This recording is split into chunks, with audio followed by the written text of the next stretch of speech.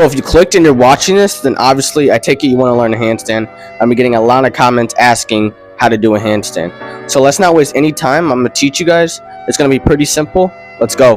There's a lot of reasons to train in the handstand, but the number one reason is probably because it looks impressive, but it can build you shoulder strength and improve your balance as well. So to get started on this handstand journey, you're going to want to start off by building some decent strength. And in order to get that strength, I recommend starting off by doing pike push-ups. These pretty much build your overhead pushing strength, and they mimic doing the handstand push-up. And also, they help your shoulders so they're strong enough to hold you when you're in the handstand. These are pretty much the pinnacle of learning the handstand. A couple other things you can do to build strength in the handstand is simply just by training wall holds, because those will build you some overhead strength. And also, your body needs to get used to holding you upside down. So wall holds are pretty much a necessity, just like pike push-ups.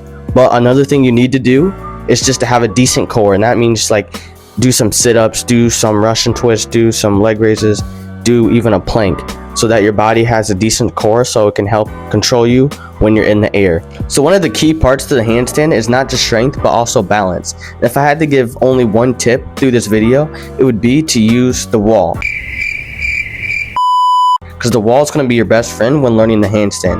You're going to want to use this for strength but also balance, because balance is how you're going to hold the handstand, obviously. So for balance, you're going to want to use the wall by just pretty much doing kicks up on it. And kicking up on the wall is going to teach you how to hold it, but not just build strength for your shoulders, but also teach you how to balance the handstand, because you can do drills on there as well. And as you guys can see here, I have tons of parallettes, I have dip bars, and I've done tons and tons of attempts. The number one thing you're going to want to do is try to control yourself when you're falling as well.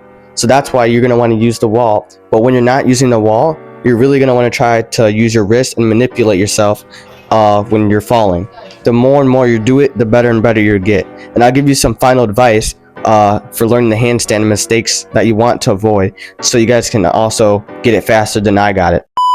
One big mistake that beginners make when trying to get the handstand is they don't train enough.